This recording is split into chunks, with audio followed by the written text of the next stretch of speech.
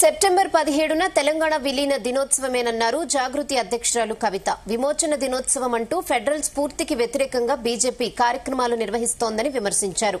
బంజారాహిల్స్లోని కార్యాలయంలో ఆమె జాతీయ జెండాను ఆవిష్కరించారు.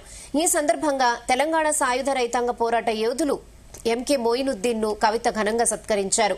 తెలంగాణ ప్రజల పోరాట స్ఫూర్తికి రైతాంగ సాయుధ పోరాటం ఒక ఉదాహరణ అన్నారు. ఆనాటి నుంచి ఈనాటి వరకు కూడా రాచరికపు పాలనను వ్యతిరేకిస్తామని తెలంగాణ ప్రజలు ప్రతి సందర్భంలో నిరూపిస్తూనే ఉన్నారని కవిత తెలిపారు.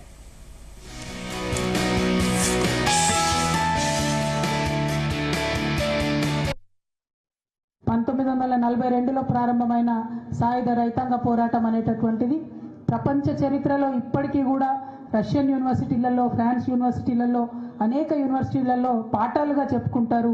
మన గడ్డకున్నటువంటి పోరాట చరిత్ర అటువంటిదని ఈ సందర్భంగా ఒక్కసారి మనందరం కూడా గుర్తు చేసుకోవాలి. అయితే ఆ పోరాట పటిమ ఎట్లా వచ్చింది అనంటే, ఇవాళ భారతీయ జనతా పార్టీ చెప్తున్నట్టు కేవలం హిందువులలోనే ఉంది, ముస్లిం రాజుకు వ్యతిరేకంగా పోరాటం చేసిండ్రు అని పిచ్చి పిచ్చి మాటలు చెప్పడం కాదు.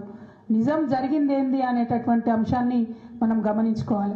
ఆనాడు రాచరిక పాలకులు అంటే అరాచకపు పాలన ఎవరు చేసినా, అది ప్రజాస్వామ్యంలో అయినా రాచరికంలో అయినా, ప్రజలు ఊరుకోరనే విషయాన్ని ఆనాటి నుండి ఈనాటి వరకు తెలంగాణ ప్రజలు మరి రిపీటెడ్గా చెప్తూనే వస్తూ ఉన్నారు. అందులో ప్రత్యేకించి మనం ఎగ్జాంపుల్ చెప్పుకుంటే మగ్దూమ్ మొహియుద్దీన్ గారు కావచ్చు, షోయబుల్లా ఖాన్ గారు కావచ్చు, వారంతా కూడా ఆనాడు పోరాటం చేసిండ్రు.